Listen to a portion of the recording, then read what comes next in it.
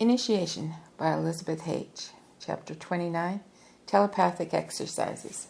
One day, Ptahhotep sends me a message saying that I should come see him that evening. As I stand before him, he says, "You passed your preparatory tests successfully, and now you may try to establish psychic contact with another person. You'll find that you'll get better results with these exercises after sundown. That's because the sun's rays have a stimulating effect on nerve centers and glands, which serve the physical manifestations of the spirit and thus tie the consciousness to the material plane. The sun's rays have a contrary effect on spiritual manifestations. After sunset, this effect ceases. The consciousness can be free from certain nerve centers and withdraw into the spiritual plane. Living creatures go to sleep. Going to sleep means that the consciousness withdraws from the body into the spirit. And since most people are not able to consciously reach deeper levels of spirit, they lose consciousness. They fall asleep. With practice, one can develop the resistance of the nerves to such a degree that he can remain conscious even at the deepest level. In this way, the nerve centers and the brain centers, which are at rest during the daytime, become active, receiving and conducting the vibrations of the spirit, the self. In this way, you can establish contact with someone at a distance, that is, telepathic contact. It's better for a beginner to practice after sunset so that he doesn't have the effect of the sunshine working against him. Later on, he develops the ability to make telepathic contact anytime. In this exercise, just as in every exercise,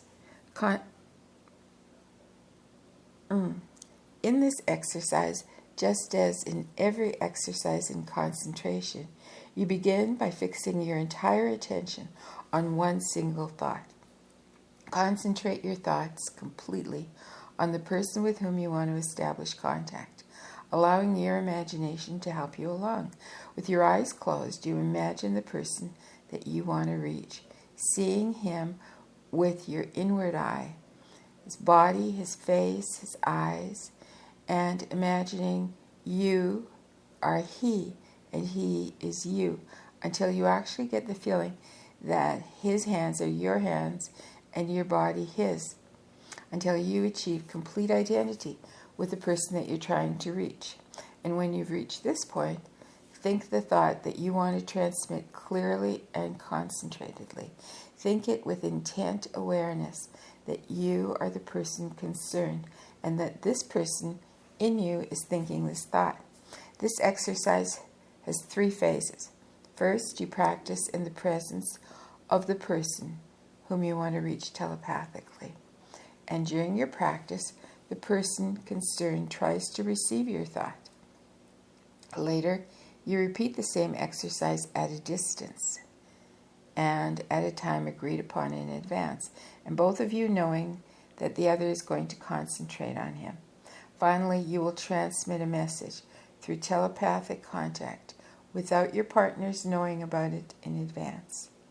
These 3 phases make up the positive half of telepathic exercises. In this work, you are the one who wants to send the message.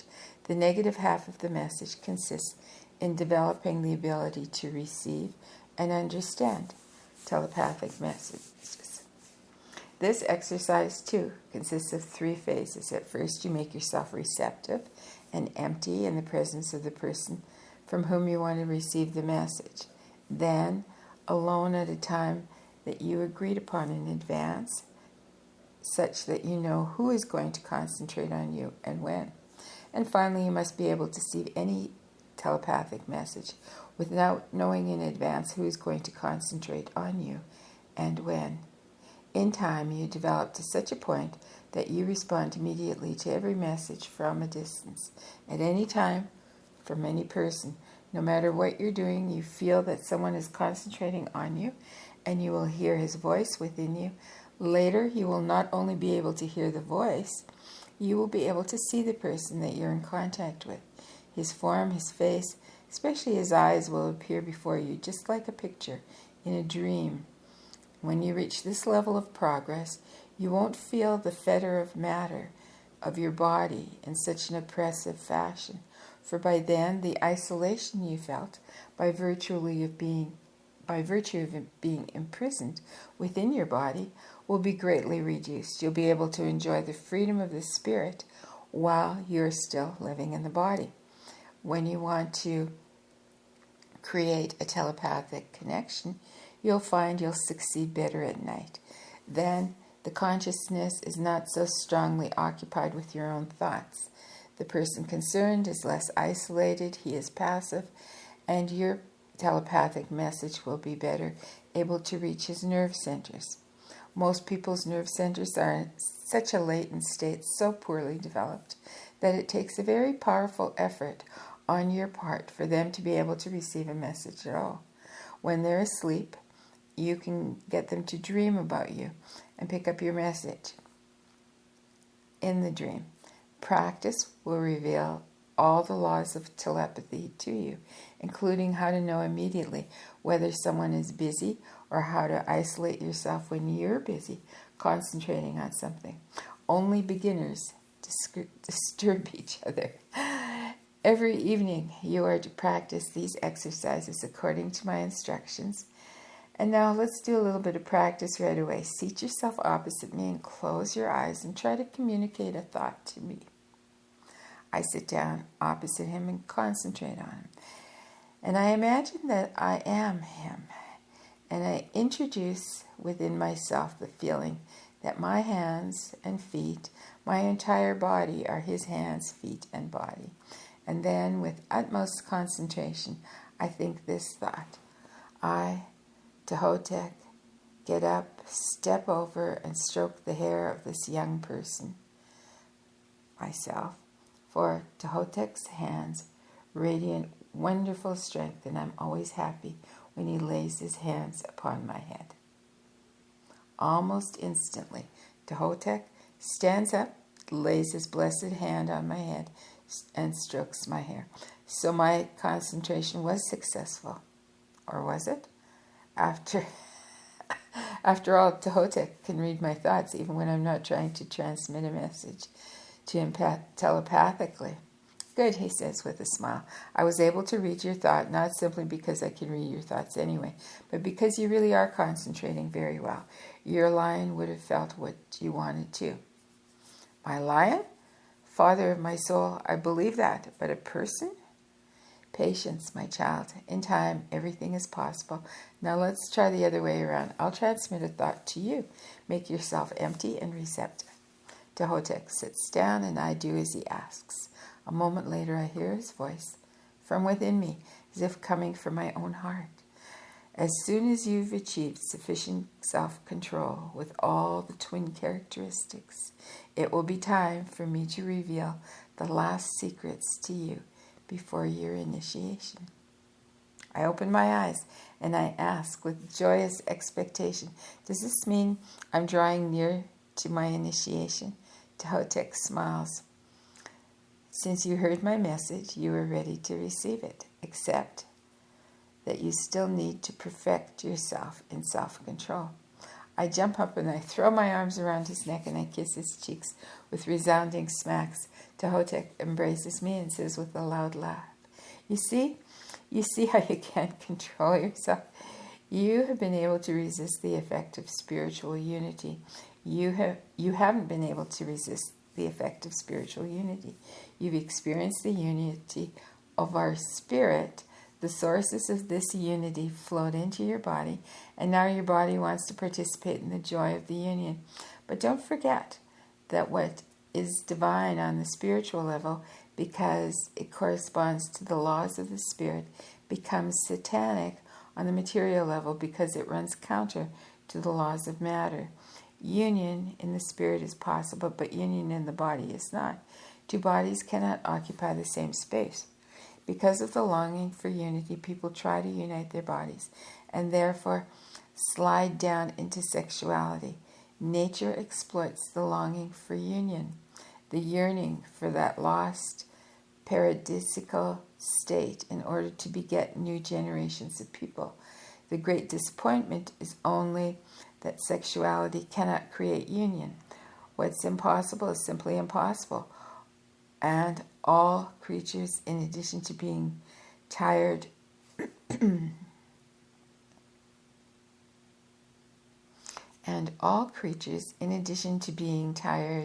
through the drain on their energies, are sad after sexual intercourse simply because their soul remains unsatisfied.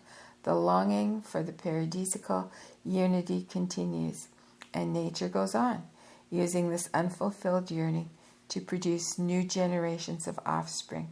For you, it would be very, very desirable not to let the yearning for union flow unhindered into your body.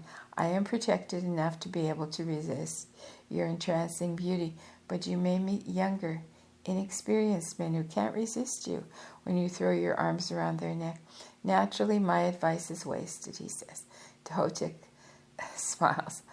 What you really lack is experience, and it's this lack of experience that I can now thank for your vehement expressions of love. Father of my soul, I say, you're not angry at me. Ptahhotep smiles. No. My little child, I'm not angry at you. As long as you only throw your arms around my neck, everything's all right. But be very cautious with other men. The higher you rise in spirit, the more irresistible your radiations become. You don't need to get nearly so close to a person for your power of attraction to be effective. Be careful that you don't lead men to their downfall. Father, I asked, amazed, do you mean I'm not spiritual enough? You know how successful I am in the exercises. And Mentupa is very satisfied with me too. I already know how to control my body and my nerve centers. To a very high degree, I passed all my preliminary tests. Yes, said Ptahhotep, spiritually you are already very awake and in control of your body, but at the same time, you are very free and lacking in caution on the physical plane. You are neglecting to bolt the store, not because you're not able to, but because you don't always want to. You're not protecting your body sufficiently against the high frequencies of spiritual vibrations, and that is a constant danger for your nerve centers. When your spiritual forces enter your body, you conduct these high frequencies untransformed into your lower nerve centers, and this means that there's a danger of your higher, finer nerve centers being burned out and destroyed, and that would be too bad for this fine instrument.